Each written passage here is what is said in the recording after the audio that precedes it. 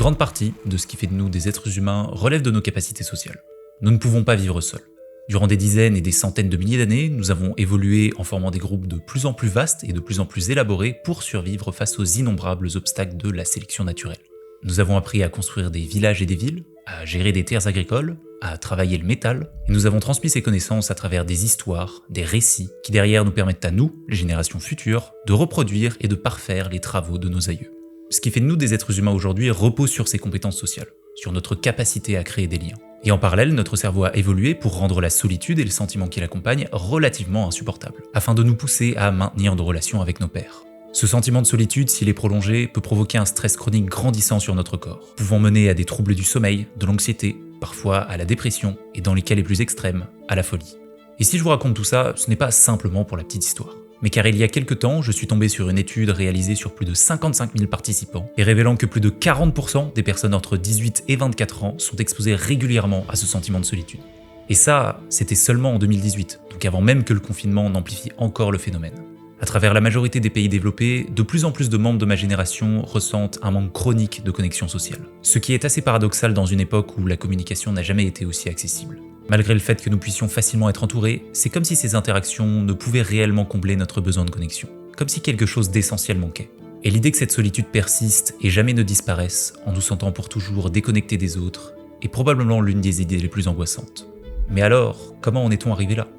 Dans cette vidéo, j'aimerais partager avec vous quelques pistes de réflexion pour survivre à cette crise de la solitude et retrouver la connexion avec soi-même et les autres. Dans le but de trouver des solutions qui ont du sens, nous devons d'abord découvrir comment nous en sommes arrivés là, et ce pourquoi nous nous sentons si seuls dans notre société moderne. À travers mes recherches, j'ai découvert 3 clés qui, une fois mises ensemble comme les 3 pièces d'un même puzzle, peuvent nous permettre de mieux comprendre cette crise qui nous frappe. Honnêtement, c'est un sujet extrêmement vaste et qui pourrait être traité depuis plein d'angles différents. Et je trouve personnellement que ces 3 clés me donnent une bien meilleure clarté sur la situation. En 1982, un article paraît dans une revue grand public aux États-Unis et émet la théorie que le nombre de crimes augmente dans une zone où il y a des vitres brisées, et inversement que ce taux de crime baisse lorsque la zone est bien entretenue. Cette théorie sera ensuite développée dans un ouvrage et vérifiée statistiquement quelques années plus tard, en étant aujourd'hui connue sous le nom d'hypothèse de la vitre brisée. Et là où je trouve cette idée intéressante, c'est qu'elle illustre à quel point notre environnement influence nos comportements. La pièce dans laquelle nous évoluons, notre espace de travail, l'endroit où l'on réside, les espaces que nous fréquentons ou encore notre environnement digital, tout ceci influence directement nos pensées, qui elles-mêmes influencent nos actions, devenant à leur tour éventuellement des habitudes, puis finalement une part de qui nous sommes. Et lorsque je regarde la manière dont a évolué notre environnement sur ces dernières dizaines d'années, je ne peux m'empêcher de trouver des liens entre ceci et ce sentiment de solitude grandissant. Pour vous donner un exemple, il semble que nous pouvons maintenant beaucoup plus facilement vivre, communiquer, nous nourrir ou encore nous divertir, tout ceci depuis le confort de notre habitat. Durant ces dernières années, le télétravail est devenu de plus en plus répandu, certaines universités proposent maintenant une grande variété de cours à distance, et même la partie alimentaire peut techniquement être prise en charge depuis chez soi grâce au système de livraison. Toutes ces options supplémentaires augmentent inévitablement notre capacité individuelle à remplir nos besoins de base, tout ceci depuis le confort de notre propre habitat. Et ces activités qui demandaient auparavant des interactions en face à face peuvent maintenant être réalisées autrement, rendant les interactions physiques avec nos pairs presque optionnelles d'un point de vue purement pratique. En y réfléchissant bien, je pense que je pourrais presque vivre complètement depuis chez moi.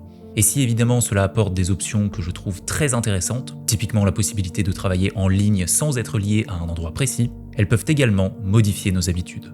En multipliant les alternatives pratiques et confortables ne nécessitant pas d'interaction directe avec d'autres personnes, notre environnement moderne peut nous encourager à réduire ces interactions, entraînant potentiellement une baisse de notre bien-être social à long terme. Ok, la seconde pièce du puzzle est assez paradoxale. Et pour mieux la comprendre, nous devons nous rendre quelques années dans le passé. Durant la grande majorité de l'histoire de l'humanité, notre mode de vie était, semblerait-il, très localisé. Nous vivions en communauté, de petite à moyenne taille, en nous déplaçant rarement en dehors des frontières d'une certaine région. Et nos relations humaines restaient la plupart du temps, elles aussi, à ce niveau local, à l'échelle d'un village, d'une ville ou d'un endroit relativement bien établi. Mais avec les opportunités modernes apportées par le développement des transports et par la communication en ligne, cet ancrage semble devenir de moins en moins évident. Aujourd'hui, nos options de vie ne sont plus limitées au local, mais presque à l'échelle du globe. Et il est maintenant très commun de changer de ville pour ses études, puis pour son diplôme 2 ans plus tard, et pour son travail encore 3 ans plus tard. Ce qui inévitablement provoque une rupture avec les relations sociales qui sont ancrées dans un lieu précis. Dans une étude publiée en 2022, des chercheurs ont analysé les causes de la solitude, spécifiquement dans la tranche des jeunes adultes. Et parmi les résultats, 48% ont déclaré ressentir ce sentiment de solitude à la suite de transitions importantes, comme changer de ville pour aller à l'université, pour trouver un travail ou encore pour s'installer avec quelqu'un. Les relations ancrées dans un lieu précis semblent plus fragiles, et lorsque celles-ci sont brisées, cela peut inévitablement nous conduire à ressentir plus de solitude. Mais avant de vous partager des solutions potentielles face à cette solitude de grande ampleur, nous devons d'abord compléter la dernière pièce du puzzle. D'ailleurs, cette dernière clé, vous l'utilisez actuellement. Je vous présente la communication à grande échelle. Un peu à la manière d'une fenêtre constamment ouverte sur le monde, nous avons maintenant accès à la vie des gens partout autour de la planète. Et lorsque j'ouvre mes réseaux sociaux numériques et que je vois les milliers d'événements sociaux qui ont pris place simplement en l'espace de la nuit dernière, cela pourrait éventuellement créer de l'envie et renforcer par contraste mon sentiment de solitude. Pendant qu'un nombre incalculable de personnes profitent pleinement de leur vie, en réalisant le mariage de leurs rêves, participant à un road trip entre amis en Floride, ou bien en partageant des vacances à Courchevel, je suis là, assis entre mes quatre murs, avec mon téléphone comme seul compagnon. Ce pourquoi cette communication si vaste peut augmenter notre sentiment d'isolement, c'est car d'un point de vue psychologique, nous aurions plus de mal à nous sentir intégrés dans des groupes trop importants. Typiquement, lorsque je poste un commentaire sur un forum Reddit, je ne suis qu'une voix sur des milliers, voire des millions. Et cet anonymat, cette goutte d'eau dans l'océan, peut renforcer un sentiment de non-reconnaissance. Nous sommes en contact avec tout le monde, mais en lien avec personne. En réalisant mes recherches à travers cette crise de la solitude, je n'ai pu m'empêcher de ressentir une certaine forme de cohérence vis-à-vis des chiffres de cette étude publiée en 2018. Et si nous avons indéniablement réalisé énormément de progrès dans le domaine de la communication, je ne peux cesser de penser que nos habitudes sociales semblent bel et bien avoir évolué. La question qui se pose maintenant est: que pouvons-nous faire face à cette crise ? Que pouvons-nous faire à notre échelle individuelle face à ce sentiment de solitude ? Dans cette partie, j'aimerais partager avec vous une idée que je trouve particulièrement aidante lorsque ce sentiment de solitude, ce sentiment de vide social me frappe. C'est en quelque sorte un cadre, une vision par laquelle vous pouvez voir les choses, et qui se nomme The Four Burner Theory. Je n'ai pas trouvé d'équivalent français réellement convaincant. Littéralement, cela donnerait la théorie des 4 brûleurs. C'est initialement l'idée d'un écrivain, David Sedaris, qui suggère que nous aurions 4 brûleurs dans notre vie, chacun représentant un aspect essentiel de celle-ci. Nous avons donc le travail, la santé, la famille et les amis. Et ce que cette théorie nous dit est que nous ne pouvons avoir que 3 brûleurs qui tournent à plein régime. Et si seulement 3 de ces brûleurs peuvent tourner à plein régime, cela suggère cette idée que nous réalisons constamment des compromis dans notre vie. Typiquement, il y a des périodes où je vais prioriser mon travail et ma santé physique par exemple. Si je suis extrêmement motivé dans un nouveau projet entrepreneurial, il est possible que d'autres aspects comme ma vie sociale soient moins sur le devant de la scène. Un autre exemple énormément mentionné dans les causes de solitude de ma génération est le fait de changer de ville et de quitter sa maison pour rejoindre une université, les fameuses transitions importantes. Je pense que spécialement au début, cet aspect demande une grande partie de notre énergie. Et si cela veut dire éventuellement sacrifier d'autres aspects comme une partie plus sociale, si nous pouvons faire ce choix consciemment que durant cette période de transition, nous allons être concentrés sur le brûleur du travail, alors peut-être que c'est un risque qui est bon à prendre. Ce que cette théorie m'apporte personnellement, c'est cette idée de saisonnalité. Le sentiment de solitude que je ressens durant cette période n'est bien souvent que passager. Et dans quelques semaines ou quelques mois, je serai probablement dans une autre saison de ma vie, avec une priorisation différente et plus d'interactions sociales, et où le travail sera un petit peu plus en retrait. Cela m'aide à mieux apprécier la saison dans laquelle je me trouve actuellement. Et du point de vue du sentiment de solitude, cette simple conscientisation peut faire passer ce sentiment d'une solitude subie à une solitude choisie, ce qui crée une énorme différence du point de vue de notre psychologie. Car si l'une provoque à la longue un stress de plus en plus élevé sur notre organisme, l'autre peut contribuer à une meilleure régulation émotionnelle et un plus grand sentiment d'indépendance. La solitude choisie, c'est le moment où nous pouvons apprécier notre propre compagnie, recharger nos batteries sociales et nous concentrer sur notre développement personnel. Si vous n'êtes pas encore convaincu, d'autres études ont également constaté une augmentation de la créativité, de la productivité, une meilleure gestion du stress, bref, des trucs plutôt sympas. Et à cet instant, je peux très bien me trouver dans une saison où cette solitude est un peu plus présente, et dans quelques semaines me trouver dans une toute autre saison.